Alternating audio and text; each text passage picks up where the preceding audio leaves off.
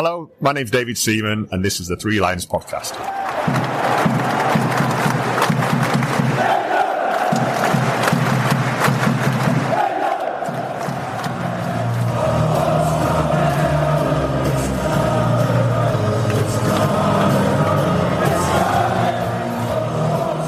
Hello and welcome to the Three Lions Podcast. My name is Russell Osborne and this is an independent England football supporters podcast. I hope I find you well. Hope you enjoyed a good, pleasant Easter. If you were lucky enough to get away, I hope you enjoyed it and Storm Dave didn't interrupt things too much, or perhaps you saw your team in action over this Easter period after the international break. Hope your team got a result. I did actually manage to get away the day following that Japan game, which is why there hasn't been a review episode to speak of. I think now that the moment has gone to properly take a look at them both. But it's fair to say they were both hard work. A draw against the physical South Americans and a first defeat to an Asian side. Thomas Tuchel has now lost 2 games. As I say, a first to an Asian side and a first to an African side. Read into that what you will. I'm sure a fair amount has been learnt, some of which we probably knew already, like where do we stand without Harry Kane? That Harry Maguire still has a lot to give. But I do think it's important that we face these types of teams, as it really is likely we will come up against similar during the World Cup. Be it the ugly side of the game that Uruguay brought us, or the quick on the break type of game that Japan played against us. I'm not trying to read too much into both games just at the moment, but when we only have New Zealand and Costa Rica left before our first game against Croatia in June, then my levels of expectation perhaps aren't as high as I'd like them to be. But in time, I will be taking a look at both New Zealand and Costa Rica. But that's for another day. Now, as I mentioned on the last episode, I'd been working on a few other episodes, talking to some people. And this is one of those. It's one I've had my eye on for some time. It's taken a while to arrange, but they do say the best things come to those that wait. I genuinely hope it's going to be of interest to listeners young and old. Young, to hear what things were like in the early days of the travel club, and old, to those that remember this person and the service she provided. Now, one thing I want to just mention before I play you this recording, I want to say that it was recorded in a pub on the day of the Uruguay game in central London. Now, I thought that it would be quieter than it turned out to be. It was a Wetherspoons pub where, of course, they don't play music. I did try and find a cafe that might suit, but well, a lot of them seem to have sort of background music. With the podcast, I do have to try and be wary of this sort of thing, as at times it can infringe on copyright and you just get strikes and it just infringes. So I've tried my best to reduce a lot of the background pub ambience and chatter. I was debating, do I leave some of the background noise in or do I cut it entirely? And that's what I've decided to do. It has had a slight effect on the overall sound quality, but I hope that it doesn't ruin your listening experience. It's going to come up in a moment for you, but before I press play on that, don't forget you can follow the show on social media. Just search Three Lions Podcast. Give it a like or a follow or a thumbs up, whatever takes your fancy. You can also give it a rating at your podcast provider of choice, or just share it about with your family and your friends, or just someone you think may also enjoy it. So with no further ado, this is my chat with the wonderful Jill Smith.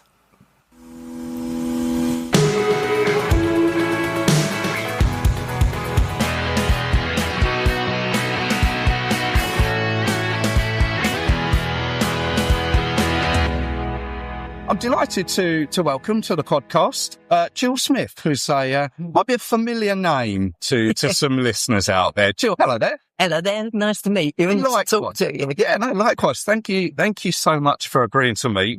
Over the years of doing this podcast, many people have said to me, oh, you should speak to so-and-so, or you should try and speak to this person or that person. And your names often come up. So I'm delighted to finally have a sit down with you, because I think you've got a few stories you might be able to share with us. Yeah, I go back many years, so you accumulate stories over that length of time. Yeah. I think I'm right in saying that, would Arsenal be your first love? Absolutely, totally. and I think you worked at Arsenal and then sort of progressed to England and the FA, is that right? No, I never worked at Arsenal. I worked in normal businesses. I didn't really actually want to work in football because I loved football so much. I thought working in it might spoil it. So people used to say in those days, why don't you try and get a job at Arsenal? I said, I don't want to, because they become my employers then, and you always have a bit of a moan about your employers. So I decided I definitely didn't want to go down that path. And I had really good jobs in building societies and places like that. And then the secretary to the FA's secretary, that's what they called him in these days, didn't they? Prior to Ted Croker. She left when Ted Croker came, so she come to work at the property company I was working at. So she knew I'd got this fanatical passion, because whatever interview I went to for jobs, I always used to say to them, I can only accept it if I can have my holidays, some of it in half days, and you'll accept the fact that I won't be here if Arsenal are playing, home or away. And I think at the time, because I was a woman and young, they didn't take me very seriously. I think they thought it was a fad I'd get over. Right. So it never stopped me getting a job. But obviously she knew, because I'd disappear every time Arsenal were playing. And at one stage I had a really nice boss who used to have to work in Australia. And he knew that I got bored easily. And he knew sometimes I sneaked across to watch the Arsenal reserves in the afternoon. Right. Because I could work fast and I was always prepared to work into the evening, so they didn't lose anything. Yeah. And he used to make it possible for me. He used to say, if anyone asks you, say you're getting these things for me. And he used to give me a list. So I was incredibly lucky. I had this lovely job. I was well looked after, well paid. And then she came along and worked there for a year and got bored. And she went, and the FA asked her to go back. So she'd been there for many years under Dennis Follows, was the secretary. And Ted Croker said, look, will you come back?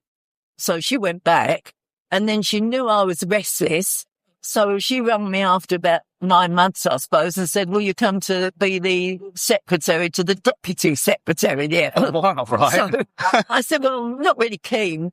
And she said, well, come for an interview. And when I went and met this lovely man, he said, I'm only got 4 years left. He said, just give me 4 years. So I said, I was still looking sort of, I don't know. And he said, if you don't like it after 3 months, just leave, So that was how I started. So it was totally, everybody thinks it was my mad passion to work in football. It wasn't. Because my mad passion has always been watching football. And especially watching Arsenal, obviously. Yeah. And I used to go to England as well all the time. So at that time, I was doing both sort of thing. Yeah.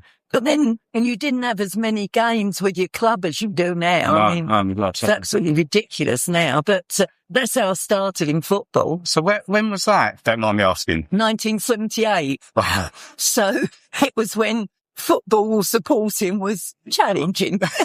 I think it's fair to say that women on the terraces wasn't. No, very rare. There was not that many of us at all. And contrary to what people believe, I mean, away support, when I started, there was no segregation.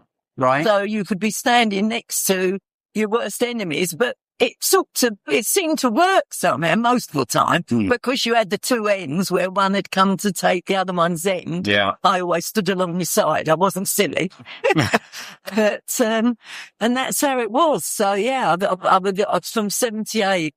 I worked there, and then I think it was, I can't remember where we didn't get into a World Cup or something around that time, I don't think. Well, there was no England weren't at the 78 World Cup. That's it. And Yeah. then there would have been the Euros in 1980. Yeah. Which I think was in Italy. And I think we did go to that one. Yes. And I know at the time I was outraged when clubs were banned and England wasn't. Right. And I couldn't see that was fair. I mean, to me, a club like Arsenal had very rarely had any trouble travelling abroad, whereas England supporters were renowned for causing problems, and a lot of the clubs they come from were renowned for causing problems. So I think that's how it all sort of started up, me forever moaning about the fact that it isn't fair. And it was like the aim was to get the clubs back into Europe. Yeah. So that was how it all started. And we had a sort of a vague travel club for that particular, but I wasn't I was involved in the cards and the membership side. Right. But there was no suggestion I'd go anywhere with them. So it wasn't until 1990. Bobby Robson, who I absolutely loved to pieces, he was the nicest person you could ever meet. An amazing supporter. He actually talked to supporters like a supporter, whereas a lot of managers are on a different planet. Yeah. They don't, but he understood exactly what being a supporter was. And so I got on famously with him, but he wouldn't have women anywhere near his team. It was still the men and that. So as soon as he retired in 1990, that was when they decided that, it would be a good idea if I actually travelled with them so that I could try and encourage more women and families to come. Okay, so even back then in 19... Yeah, because we'd been out. I mean, I'd gone out for the 1990 tournament. Right. And I mean, that was an incredible experience because as usual, FIFA stitched England up and sold it. The only tickets they gave us was really expensive. So the FA actually subsidised all those tickets in those days. Okay. And so that England supporters could afford to go. And, but even the subsidised price was high, And I mean, leading up to it was a nightmare because we sort of dealt with the tickets and England supporters were never backward in telling you what idiots you were. And you can imagine what they thought of the FA. So that was different. And then when we got out to Italy, we was in Sardinia first. That's right. And that was quite a funny experience because we were based in a shop in the town. And, is this the FA? The FA. So I was there with the woman I worked for and somebody else. So there was three of us out there and we were doing tickets for people who'd got collect them on one thing and another. Right. But it was so bad out there. The England supporters were being attacked all the time out in the streets, nothing to do with football. So all I got was a succession of people coming in, crying, lost everything, passports gone. It was very unpleasant. Yeah. Not that they were unpleasant, but sad. Just the situation. The situation. And that was sort of the start of Euro 90 to us. Not Euro. Was it Euro? No, it was World Cup, wasn't it? 19. Yeah. Yeah, it was World Cup in 90. And then we moved on. And there was still this big ticketing problem because you had to move across and take the club that had got, or the country that had got knocked out's ticket supply. It was really weird. Okay.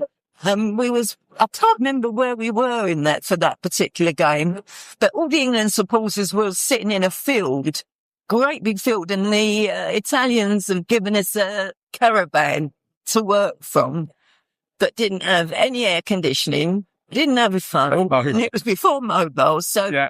In fairness, they come and fitted that all in. But the next morning when we got there, that was when the England supporters were sitting in the field. There must have been about 200 or 300 of them all just sitting on the floor waiting for us to open. And they decided that as I got this rapport with supporters, I could be the one that would walk amongst them, warning them that we'd got no cheap tickets. So... You can imagine that. But it was really, to this day I laugh because it was really uncanny. It was like, that walking out as something really important. They all stood up.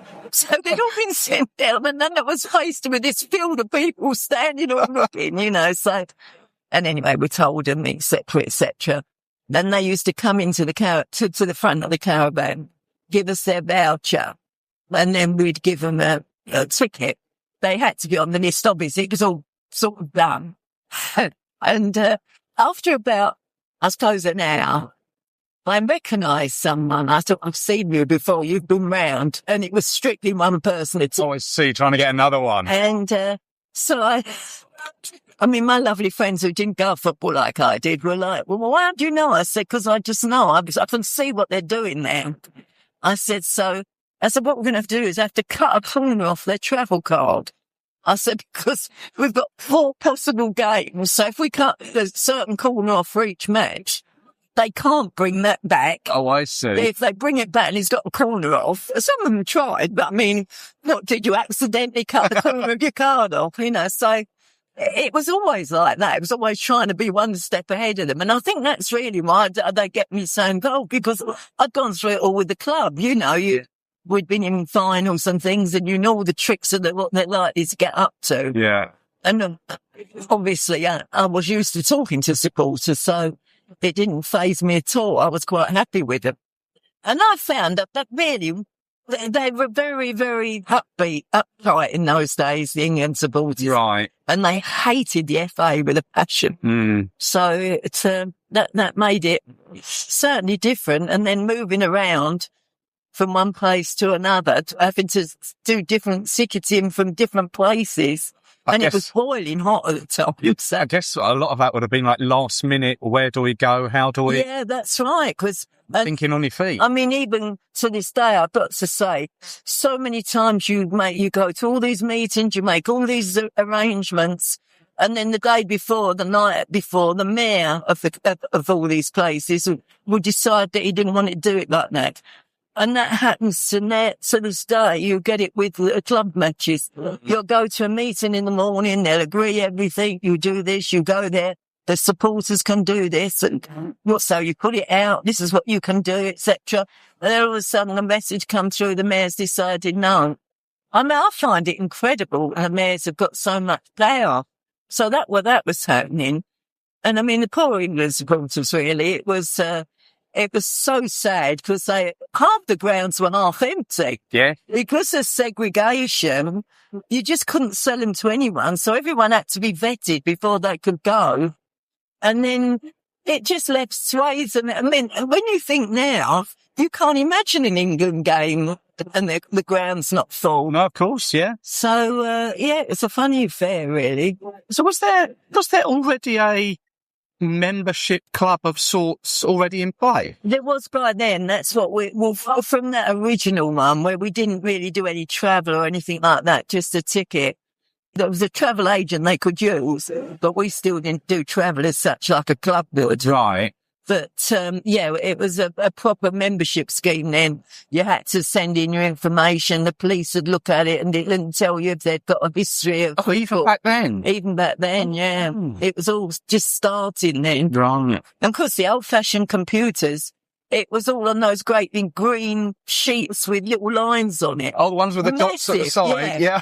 Absolutely massive. And we used to have to carry them everywhere. So they was like the reams of paper. Reams and reams. And you'd have to flick through to check they were on the list.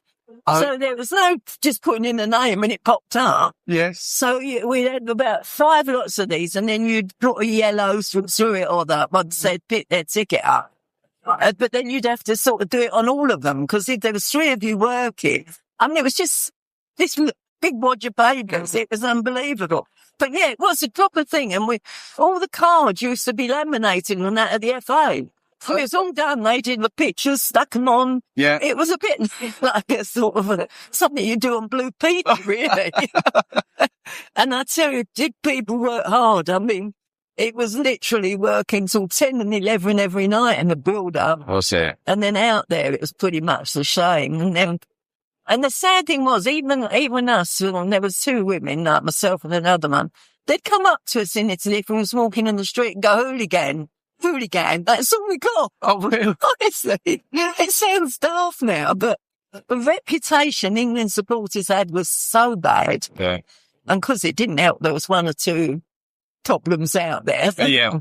I mean, was there a situation where, I don't know who the government official was, or there was someone that, didn't a lot of England fans get deported for no reason whatsoever? Yeah, I think they did. They got rounded up. No, I wasn't. I knew. Not involved as in... No. But no, I mean, we didn't know much about it. It was only when they started coming and telling us that they were rounding them up. I mean, the Italian riot police is something else entirely. Yeah. They're not, they don't have to account to anybody. Some would say that's still the same. It's the same, yeah, it is. I mean, I know them and the French and that, it's boring. Yeah. It really is. They're just a lot to themselves. So so they'd all have this little card laminated. I should have brought one with me. I've probably got my own one somewhere. Are you still a member these days? No, because I knew I wasn't going to travel anymore. Right. Club football has just got so out of hand. I just physically can't do it all. There's not enough days in the week. But you still follow England from... Yeah. Oh, yeah. Well, I mean, I watch them on the television. Yeah. So I see them, but I don't travel now. I don't go to Wembley anymore. Oh. I decided something had to give. Yeah. It had to be England because I wasn't giving up Arsenal. Fair enough. Especially on a season like this at the moment. Oh, absolutely, yeah. But the supporters club, obviously members of it now will have their frustrations with it, and yeah, it's interesting to see what it came from and what it is now. But and the loyalty points. I mean, for Wembley particularly, I argued right from the start it should be two points for a friendly, because they were friendlies in those days, a lot of friendlies, and 1 point for a big match, because I said everybody wants to come and see England play Brazil. Yeah. The real hardcore come and see England play Cameroon, and I mean, bearing in mind, Wembley gates were down to like 30,000 if we were lucky. Yeah. It was Graham Taylor's time, I think, was that? Early 90s? Yeah, it might have been a bit before that. No, it was before that. Before them. Down, yeah.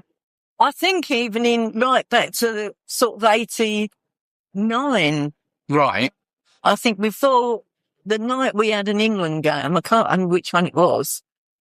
And that game, I don't think was very highly attended, whoever we played. So it went back quite a long way. Oh, I see. I don't know why. Somehow they seem to have forgotten that England ever used to struggle to fill Wembley. I mean, it was only really when Euro 96 came that it became a thing that people went to. I mean, I always blame Hornsby on was it Hornsby who did that book on Arsenal?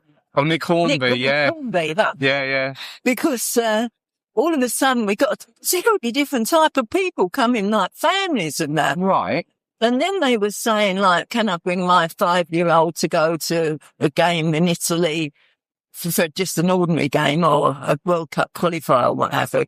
And they used to be saying to me, it's not like it looks in Euro 90, Euro something for children. I mean, I'm not sure you'd quite see it the same, because it was all happy, clappy singing, wasn't it? And it was totally different. And then a couple of years, I mean, England played in Italy when we drew 0-0 to get through to the defeat of the 98 World Cup. That's it. Yes, yeah. And I mean, that was horrendous. That was another occasion when, I mean, the supporters weren't to blame out there. They used to get trouble when they weren't even looking for it. I mean, some of the time they were horrendous. I mean, I'll never not all white and white. No, I'll never support them when they're being stupid. Yeah. But I fight to the death for people who I think that are being badly treated, And, again, the Italians had sold hospitality tickets to one side of the stadium to anybody. Mm. So a lot of English hospitality people had bought big numbers of them. Right. And, unbeknownst to us, because we'd asked that no ticket should ever be sold to an England supporter other than through ourselves. Yeah. Because then it would be fair. It'd be on the loyalty. They'd be vetted. So, and, again, on the day of the match, the mayor found out about these tickets and decided that none of them could use them, that they must be put in with England supporters. Well, the England section was sold out. So it was chaos like I've never seen. I had a girl with me, or such a 20-odd, who'd never been to the game before. So she was with me working. And because she was getting more and more nervous, and I actually said to her, I said, if I hear a certain noise, I'm going to drag you behind that tree.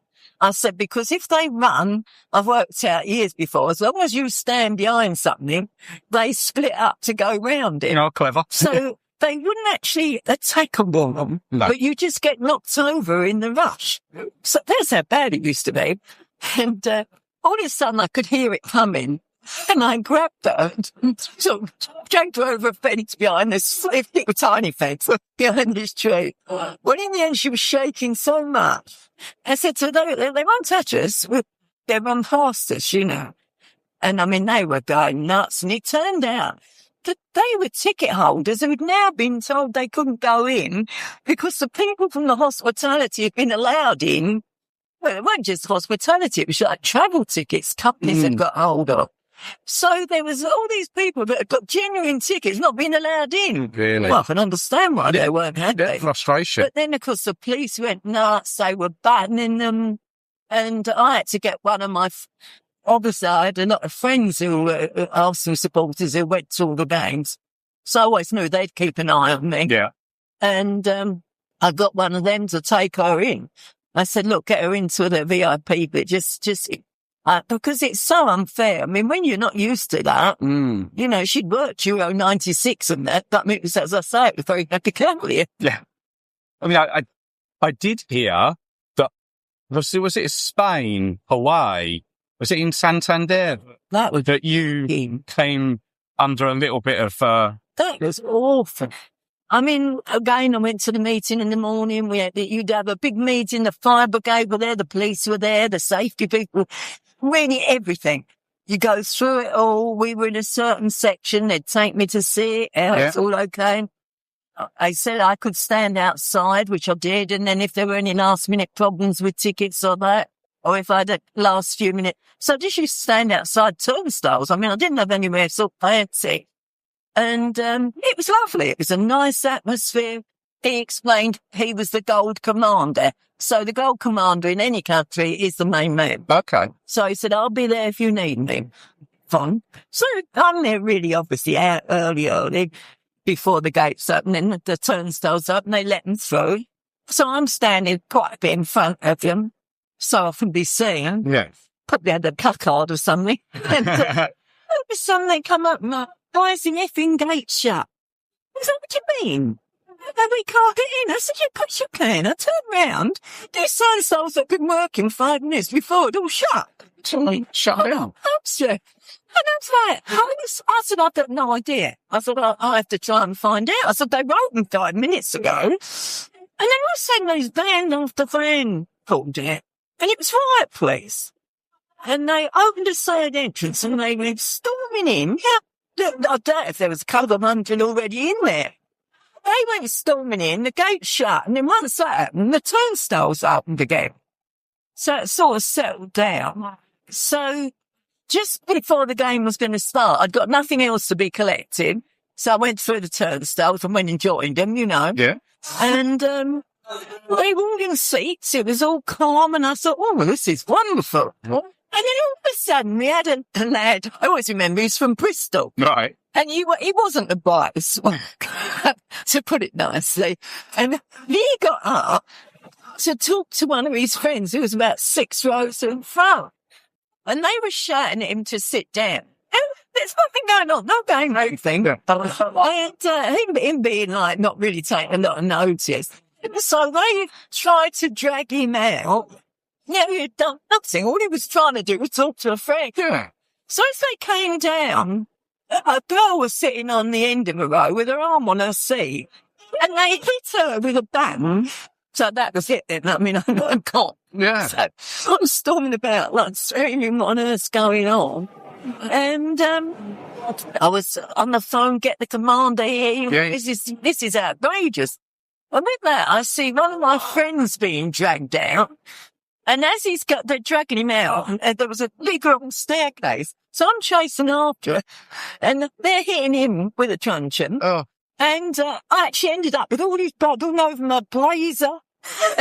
and they pushed him out. Right. So by now I go stopping back up to see if his commander's arrived, and he had. And he said, I have no control now. He said, these are the riot police. I'm not in charge of them. And this was in his ground, and he was the gold commander. Now, if you try and say that to people, they think I'm making it up. But, I mean, it was carnage. And our security officer was quite tall and quite posh. Right. And he meant well. But they came up to me, a lot of the supporters, and they said, if you don't get him out of here, they said, we're going to do him. So I went up to him and said, look, I'm really sorry, but you'll have to go. He said, I can't leave you in here. I said, no, I'm fine.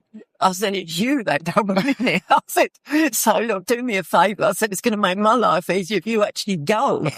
And he was like muttering and moaning. And off he went. He went down the bottom stairs. And it sort of started to calm down a bit. But then there was a surge. And I lost my footing. It didn't hurt. Right. But in the because I was off on the stair, Yeah. I sort of went down a bit and I was fine. I wasn't hurt at all. And that was it. It quietened down a bit.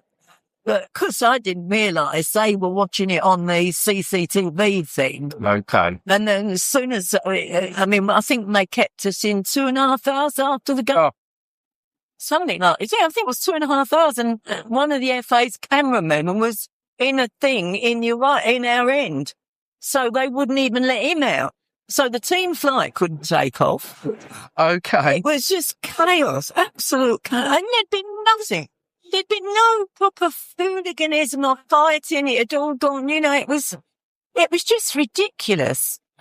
I mean, you despair because they then blame the FA. I mean, in this match in Italy, when I was outside, as I finally, about 10 minutes after kickoff, I went to make my way, people were still milling about.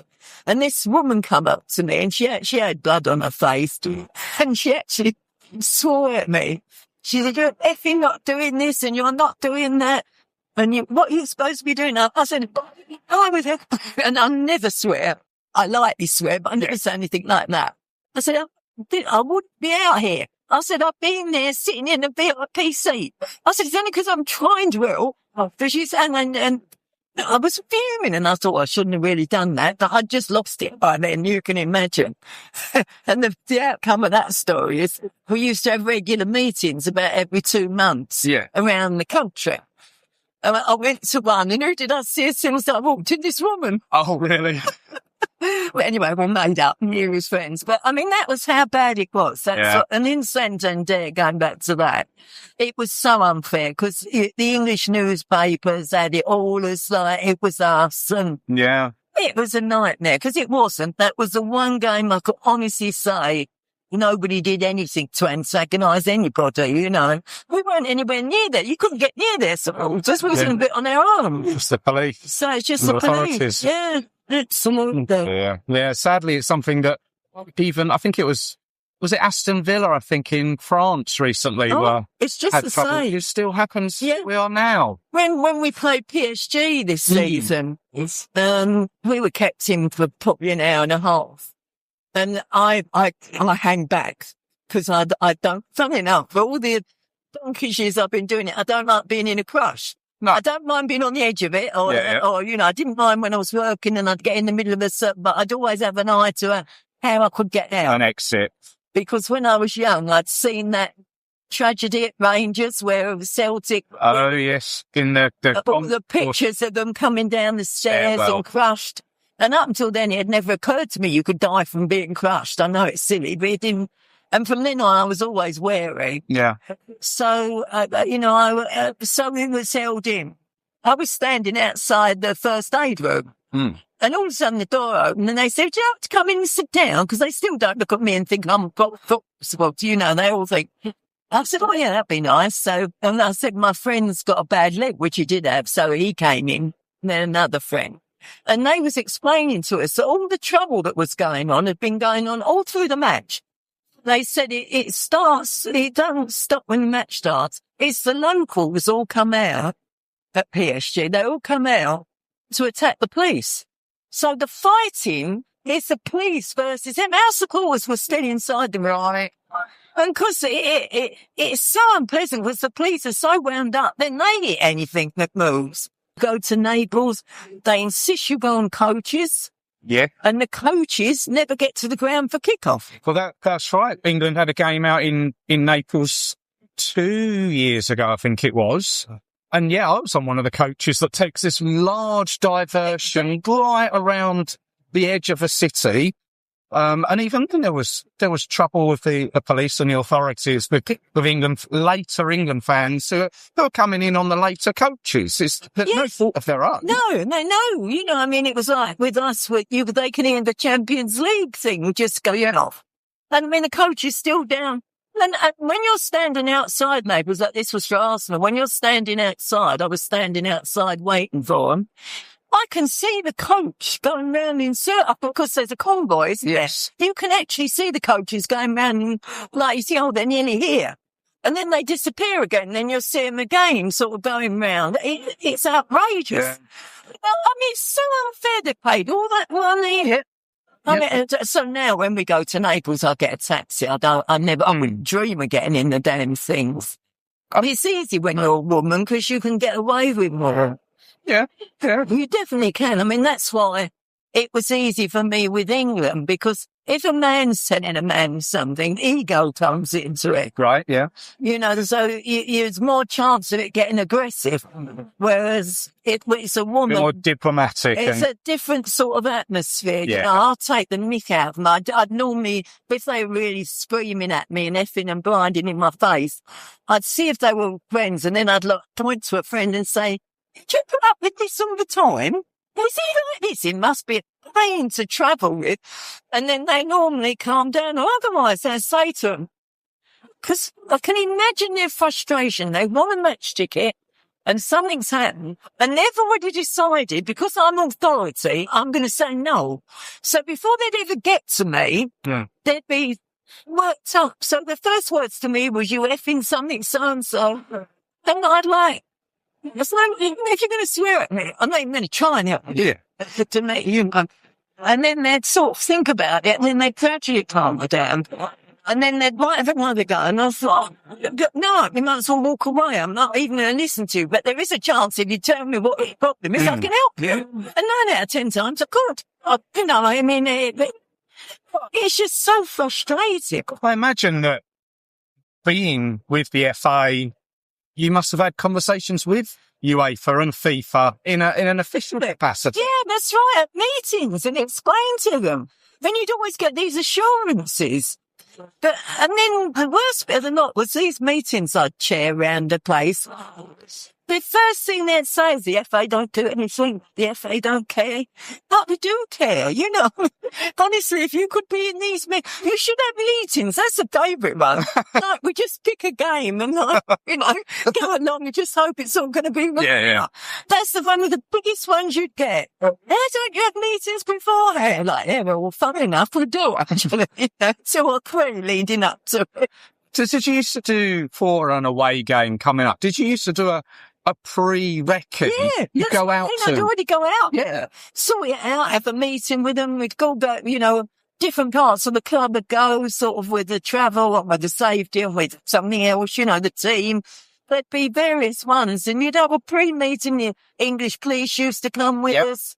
So, yeah, you'd have a pre-meeting. That's when it'd all be agreed. Then you'd have a meeting at the ground on the morning of the match. Then you'd go through it all again, and that'd all be agreed. And there was all the UEFA officials there, and the referees used to be there to check colours, to see there was no clashes. And I mean, it was massive. Yeah, as I say, the fire brigade, the ambulance service, they all had to be represented. It wasn't, you know, it wasn't some small meeting of a dozen people. And then, as you say, a couple of hours later, it's all changed. I mean, it's just. And when I hear now, I can feel for other supporters, for other clubs, because you know exactly what they're going through. Especially the ones that have not been in Europe very often. Yeah. Because they sort of still think of it's going to be a bit more civilised now, I think. And then when the police carry on, I mean, and they're always clever at covering up their numbers and that, those riot police. It's very difficult to pinpoint one of them. And I think, to be honest, they're bored. I think they look forward to a football match where they can have I think you're probably right. Yeah. You know, they're macho blokes. They're standing there with all their gear on. They look like something out of a robot thing, don't they? And I think they're itching for trouble. You know, they're almost disappointed if you walk out because nothing goes wrong. Yeah, So, I think you're right. I think you'll get the idea. There's been so many occasions.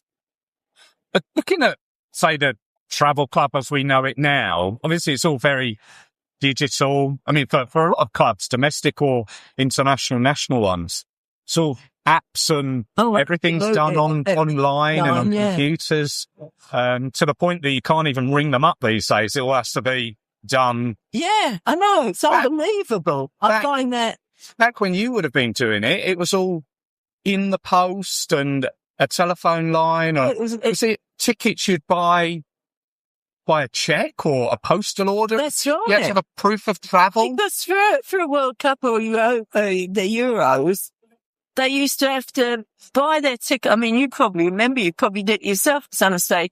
You'd have to buy the various rounds of tickets, and then the money would be taken. Yeah. So what we used to do, I mean, but this is how basic it was. We'd have our little own coupon printed. Yeah. So you'd have it for the 3 matches. No, you could get the tickets from 3 matches. It was if you got through to the next round. So a bulk you'd have an 8th one, a quarter final, and a semi. Yeah. The 3 was all done beforehand. Yes. But obviously you couldn't do the others. Because you didn't know how Because you didn't have start. So it would be, rather than just write it somewhere, which I always thought would be a disaster, we used to have these little things printed with in different colours. So when someone was processing the application, which was all handwritten by the people, you know, they'd had a form, they'd handwritten it. Yeah. And then they'd process the cheque for the first 3 games or the credit card for the first 3 games. And then I think we used to charge them and then refund them. I think now, I can't quite remember the financial side. So that you'd have in the sheet of paper, you'd have all their details on it, their travel club membership and everything. Then you'd have the 4 different coloured vouchers. That was it. Some had paid for some and not the others. You know, some want a final ticket but not anything else. Yes. So once they'd read what they wanted, then that particular colour would be stapled to that. So when we got through to that round, so the quarterfinals, say, you'd have, I mean, you can imagine how high the piles got because stapled with these attachments. But like that, I said, we know for sure. Because your worst nightmare is being in a little hut somewhere and you've got 100 England supporters in front of you, or even more than that, and you've run out of tickets where you've mucked the vouchers up. Oh, I see, yeah. So by getting the vouchers as a physical thing, then you'd have people all around the table. It was so manual. You'd have people sitting all around the boardroom in the FA, which was huge, 17 room. And they'd all be sitting there with these piles and the piles of tickets in front and putting them off and attaching it. And then you'd have to go back because you'd got to then be for if we got through to the next round. Yeah. I mean, it was just, when I think back now, they've got it made, you know. I mean, just sitting there and it's all on a computer. Oh, it's no wonder that you were there till 10 o'clock at night. Yeah, often in the night, into the night. And that would have been, sent back to the supporter? It was... Or they would pick them up? No, they'd have to pick them up. If that was a tournament? If it was a tournament, that was when we'd have these hats that people would put us in, you know. And even for the ordinary little games, I would have a certain amount of collections to be done. And I'd go along, because I couldn't always be at the stadium. Yeah. So they'd find me the nearest place. And we played in, I don't think it was Ukraine at the time, one of the funny games, you know, the pre-East bloc. A newer country. And there'd been it must have been somewhere in Yugoslavia, somewhere like that. There'd been a war. Okay. And they took me to, no one at the FA ever knew where I was. I was literally worked on my own. They'd put me in a car and like complete the country with me. Yeah. Take me off. And I try and remember the country. It was just potholes. There was no driving on one side of the road. Everybody drove around the potholes. And I was sitting in the back like, this could be the end of me. And it was so poor. I mean, all of it was Moldova. Okay. The country was so poor. That would have been Glenn Hoddle's first game, I think. No, it could have been. I think yes. Moldova away. Yeah, it could And well have David been. Beckham's first. Is he captain or something? No, Was it? I'm digressing, but Yeah, yes. no, that. Yeah, I can't remember. But Moldova So rings a many bell. games, they all blur into one. Yeah. But they took me into this building, and I had to go upstairs, and it actually had part of the stairs missing. That I had to climb like over a gap. Then they took me into this room, and it was so poor in there. But they'd given me their nicest room, and they gave me a little fire. And I didn't expect it to be cold, so as if I would go to football. Yeah. I was nothing dry out. And I didn't know until lunchtime when I went they took me into their little bit. They'd given me the only heater. And I felt so humble. I never felt so humble in all my life. And I'd had to go out and put arrows on the wall. I used to print arrows. They used to do them at office for me. And then I'd go around sticking them on walls, showing them so they could find me. Yeah. Yeah. Because sometimes it wasn't easy. So again, it was all Blue Peter. Well, I did hear of another story, and I think it was it Bulgaria away in Sofia, where you were treated to the British Embassy or something, were you? Absolutely. That's where I met Dal. Okay. And that was outrageous. No, I mean, this is how I was treated in Moldova. They actually gave me a gift. And that was it. I gave them the gifts we take. Oh, yes. For them, the office. And then in the afternoon, they came in and gave me a gift. And I mean, it was so not what I wanted because I was trying to help them with it. I mean, we had loads of things you could give away, And they were so kind to me. Bulgaria, I'm told by the office I'm working in the embassy. Now, I haven't been to the embassy. So I go to the embassy in the morning. And again, I just get a taxi and get out and go. And I said, oh, it's Jill Smith, I'm from the FA and you've got somewhere where I can give out. And they went, no, don't know nothing about it. I said, well, it's definitely been agreed. It's definitely been arranged. And these snooty people absolutely didn't want anything to do with football anywhere near their building. You can imagine. So reluctantly, they gave me a table, literally a wooden table. Yeah. By the fence, so they've got it was beautiful in there. They've got a huge garden round it. So I'm by the fence, absolutely no cover, and it was about 110 minutes. And I had to hang through a fence. Oh, they wouldn't let fans in? No, they wouldn't let fans in. Oh, I was there from 10 o'clock, 10:30, I can't remember, until 5, and they never offered me a drink. Nothing. Really? And I thought of places I'd been to, like Poland in the old days, all of them. Very curt. It got nothing, but very curt. Poland's nothing like it is now, And I was appalled. I thought it was shocking. I mean, I didn't want that, loads of stuff, but just a glass of water would have been nice. And Dad come up and he saw me and I was giving it out. And he said, would you like a drink? I said, oh, I'd absolutely love one. I said, I'll give you money. He said, no, I'll go. He said, there's a shop. I'll go and get it for you. And he came back and he said, I thought you'd probably not eaten, have you? I said, no. So he got me a sandwich and a drink. And that was how we got together. And how he started. He was so kind. Well, I think I should say that Doug Bagley was who sort of connected us together. He's a Tottenham and an England fan. So thank you, Doug, for connecting us together. Oh, he's lovely. Is he? Yeah. Really, it's brilliant. No. He supports in the same way as I do. Total passion, it's madness. Yeah. We're all football fans and have our ways of doing it. Absolutely, yeah, definitely, without a shadow of a doubt. It's, it was people like Doug. I mean, for all the nasty ones, there were so many nice ones, And I'd like to think that by the time I left, we had got a lot more families going to matches. So how long were you with the FA for? When did you decide, like, not anymore? No, I was there from 78 to 2001. Right. And no, I didn't decide. They decided. Oh, really? They suddenly decided that was going to make me redundant. I totally out of the blue. I mean, they'd been making a lot of people redundant that Christmas. And I was out I think we were playing in Athens. And I suddenly realised that Adam Crozier seemed to be avoiding me. He seemed to be looking the other way. And I thought something's going on. I knew something was going on. And about 6 weeks before, I had a laugh with him because he'd had us all in a room and said all the redundancies are finished. And when I saw him a week or so later, I laughed with him. I said, I thought being an Arsenal supporter, because it was rumoured he was Tottenham. I said, and being over 50, because it was also, he didn't like people over 50.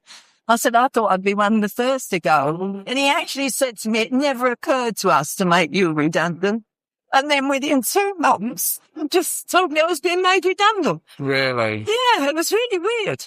Well, I mean, it worked out all right. But at the time, I was gutted because, I mean, having worked so hard to get to England to where they were and the thing to where they were.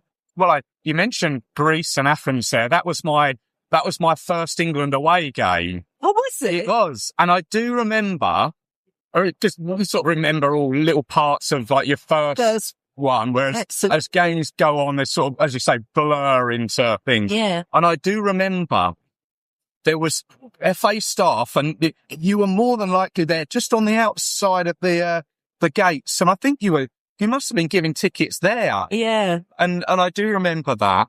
But what you say that because the following year was the World Cup in Japan and yes, which you think a country like that England or general public probably haven't been to a country like that. Yeah, but they'd need someone of your skills to be prepared for an influx of England fans. Yeah, it was. I mean, obviously they replaced me, and I mean it worked because someone did it. But they certainly wouldn't have never found anyone that had the experience I had for so many years of being with football supporters. Yeah, they might cover everything else I did, but they certainly was going to struggle with that one to have the same rapport because football supporters have just got a way of knowing you can't kid a football supporter that you're. I get that with people. Yeah. Because they seem to think the only conversation I should possibly have is about football. They'll talk to me about football as if they know what they're talking about. And it actually drives me nuts because I'd sooner talk about anything, politics, anything, than talk to another person who don't really know anything about football, but talks to me about it. Right, yeah. I mean, anyone that I know that loves football, as you can see, I love talking to them. I love their experiences and everything. But it is frustrating, so, yeah, it was really odd. But I mean, that's when I went to Arsenal and I took over. And that was quite nice, really. I didn't want to go. I absolutely didn't want to go because I thought working in the club's going to be even worse. But I had sort of been able to compartmentalise myself at the FA. Right. I'd been able to be me that dealt with all the protocol and the royalty side. Me that did all the minutes of all the big meetings, really big meetings, that hush ones. And I'd remember what I could not say to Arsenal and all the things I know about Arsenal that I mustn't say to the FA. Oh, I see, yeah. Do you know what I mean? It was one of them. I was totally compartmentalised. If I was with the FA, anything I saw or heard was just in one part of the brain. Yep. If I was with the Arsenal, and obviously knowing a lot of people there, I'd know quite a lot, then that would be another part for me. So I made sure they never crossed. Yeah. And in the end, I thought, again, I'll go for the interview. And but it interested me because it was setting up the supporters clubs, actually setting up. So I was the first supporters liaison officer. At any club. Oh, okay. A lot of clubs had supporters liaison officers that were part box office, part something else. They might have a title, but it wasn't their main job, whereas mine was my main job. I see. And it was two things, really. It was to build up the supporters because there was a lot of concern, obviously, moving from the stadium at Highbury to the Emirates. that where did we find the extra 20-odd thousand people from? So at that time, there was a concern that, so they wanted to build up supporter clubs. So I had a free rein, really. I could literally start from scratch. So that again, and I was dealing with supporters all the time, but this time, a lot of them from all over the world. So I've been lucky. So for someone who never wanted to work in football, I ended up working 32 years until I retired. And I'm still doing the coaches for Arsenal. Still escort. Oh, it's okay. Well, I've got a lot of time for a lot of people who do coaches, because it's not just at Arsenal. It's every club. It's everywhere. England as well. I know lots of England supporters. The time and effort that takes to organise coaches is... I used to argue that at work, when they don't say, this supporter club needs to be doing this or that. I thought, hang on a minute. They're not paid. They're doing that for love. Yes. You want a deadline? They've got a job to do. You're being paid to do your bit here. They're not in that situation. It's really exasperating to me, because one thing is magnificent. All these people, all those little clubs, Yeah. I think I was the only Arsenal supporter that was absolutely delighted when Mansfield scored, because it was such a huge moment for them. I might not have been so much if we'd lost. But in fairness, I just love to see football, and I love to see anyone that loves football. Yeah. Don't matter whether it's non-league or whatever, we always go to those, God knows what it's called now. It's been padded now, that competition for under 21 game. We play our under 21 team, and they have to play, and you play away 3 matches. And we've been to some weird and wonderful places for that. And it's wonderful. These people give up their time, give up their volunteers, Football's lovely, really, from that point of view. I think it's brilliant. Yeah. I think supporters are taken for granted a bit sometimes, but all you can do is try and fight the battle for them, aren't you? Well, I think it's fair to say you've tried your hardest, and you've had some wins over the years, haven't you? So I think my only real annoyance, well, obviously I didn't want to lose my job, but my real annoyance was the times I put myself on the line for the FA, physically, when nobody was ever around. At one stage outside of match in Poland, I did have a difficult situation. People were getting really ampy. I can't remember what had happened, but they was like, I'd got a big crowd around me getting nasty. So I rang on the mobile and said that I could do with someone to come round. And they said, no, we've got to look after the under-21s. Got the team. The team. I said, there's all the local police are looking after them, Oh, no, nothing happened. They never come round. It's sort. Yes. That was what it was like, really. And that was the side that annoyed me. And also out in Sweden, when we played the Euros in Sweden. Oh, yes, in 92. We moved from Malmo. I know when we moved from Malmo, there was a lot of trouble on the last night. Right. A lot of hooliganism. And so when we got to Stockholm, wherever we went to, the England supporters were in tents. To get, it was so expensive, Sweden, and the travel. The travel company that we dealt with had agreed that they would arrange camping. And it was all set up by a beautiful lake, where they were going to be. And there was, I think, 500 of them were going to be in this place. It was lovely. I'd seen it. Someone had gone out and inspected it. I'd seen all the pictures, perfect. And we was walking. So you actually had a couple of hours to ourselves, which was very unusual. And we went there something to eat, it was in Stockholm. And we was walking back, and I thought, this is pleasant. It was only 11 o'clock, 11:30. I thought, decent early night. Yeah. And then my boss's phone rang, and I could hear her saying, oh dear, right, we'll do something. And she looked at me and she said, they're rioting in the campsite. I said, why? She said, it's not where it should be. The mayor, mayors again, had decided after the trouble in Malmo, he wouldn't have them where they were supposed to be going. Right. The people that own the place. So they'd moved her, unbeknownst to us. So She said, you'd be the best one to go and talk to him because you know how to talk to him. She rang again our security and they said, oh no, it's impossible to get out now. Now it's bottom line, this is now midnight. Yeah. So me and the travel company, Jack, went in a car right in the middle of nowhere to a forest and get out of the car and there's hundreds of them milling around. And in the corner, I can see one of these massive, they put them in massive tents that would hold like 30, 40 people. Oh, right. Yeah. Not just a two-man tent or something. No. Right. Like it in Mel, no. Yeah. No. And not only had they done that, it was on sand and it was windy. And they were covered in red. Everything was covered in red. It was bizarre. And out the corner of my eye, I could see one of these tents on fire. No! Honestly, they're set apart. And so I'm not thinking like that. You can imagine me doing something. It was incredible from all these people. And the chap comes running up, who's the forestry man, and he's screeching away. Look what they're doing. Don't they realise they could kill all of us? This is a forest. A forest. I can see it's a forest, you know. But I can see what he meant. And I go, my cousin was actually helping us, one of the Espel on this, and a couple of my friends.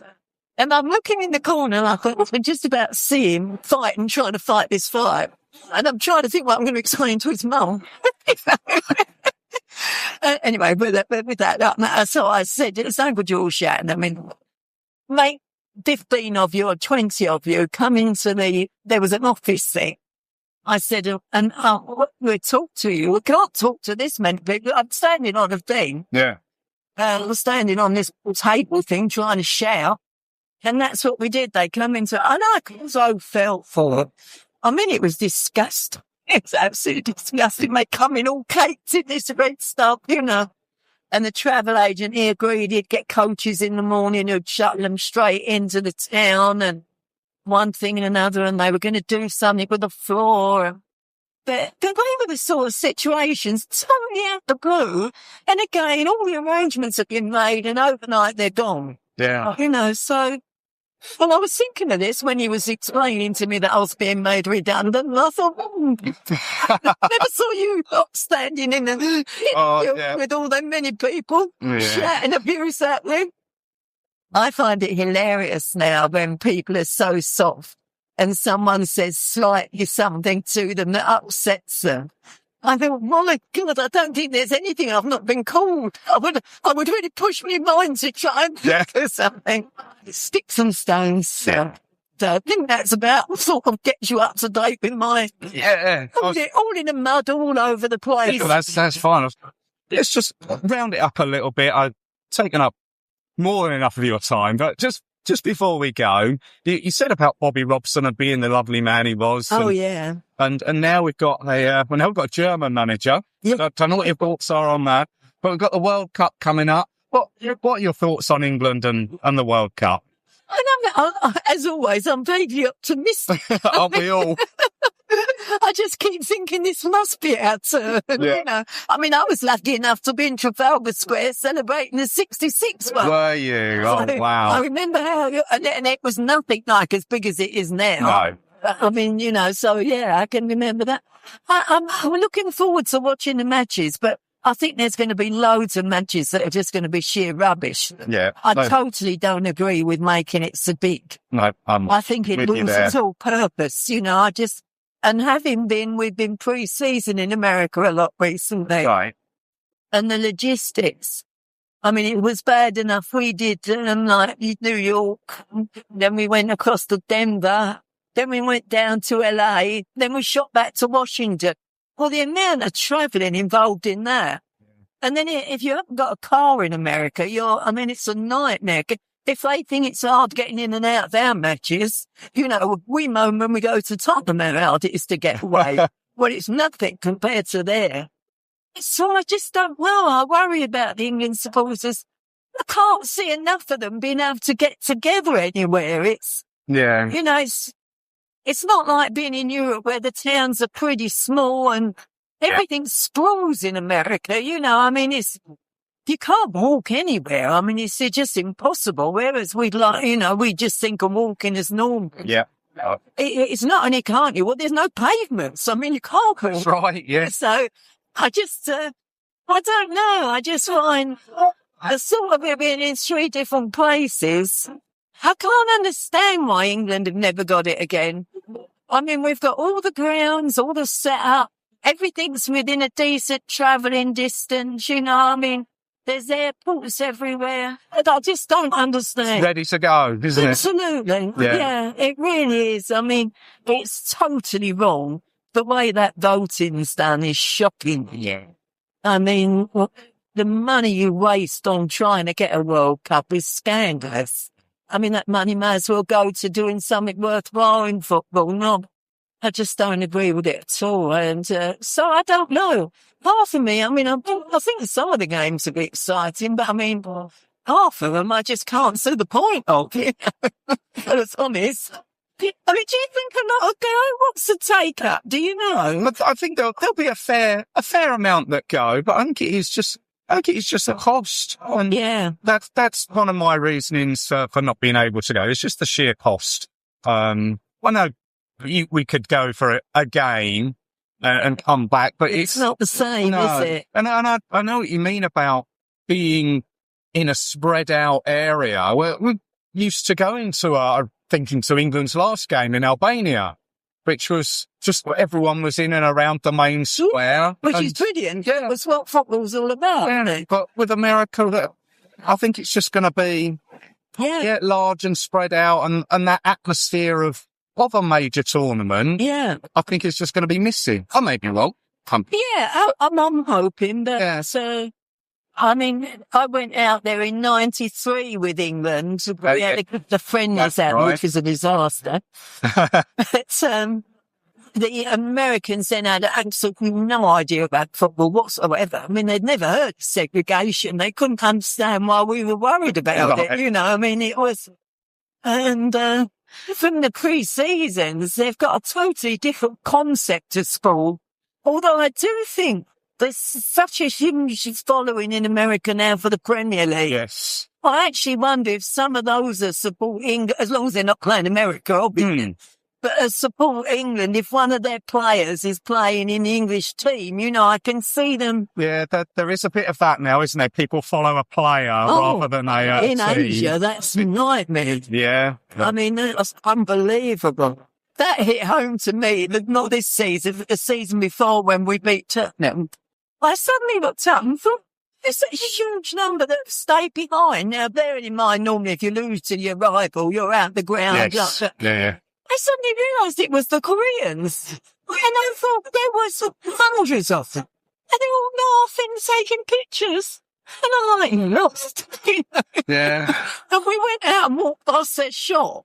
And they actually, I don't know if you went there, they had a whole area just for the Koreans. So they really? All their language up there, all their store, all that side of the shop was for him. Oh, really? It was incredible. And they're also outside taking selfies.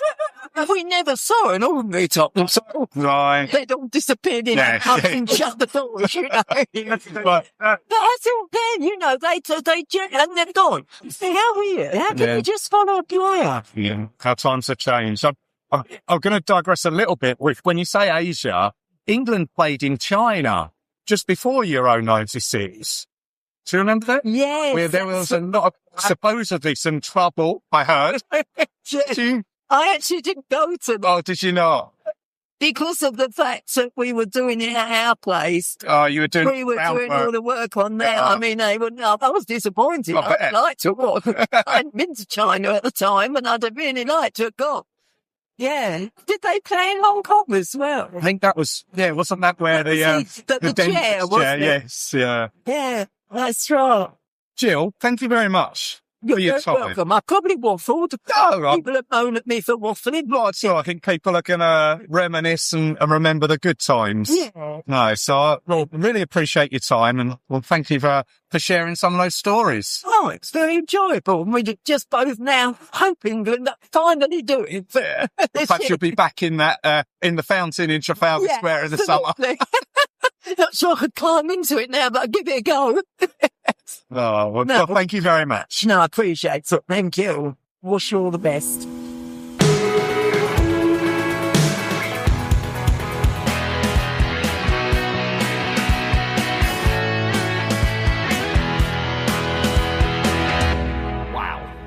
What an insight. Enjoyed that. Jill is a lovely lady. It was a pleasure to sit down and chat with her. And once again, I'd really like to thank her for her time. So many great stories. I think it's safe to say the supporters club we now have is very different. But I think perhaps it wouldn't be what it is if it wasn't for Jill all those years ago. Thanks as always for listening. I will be back with you very soon with some more England related content, and I hope you can join me for it.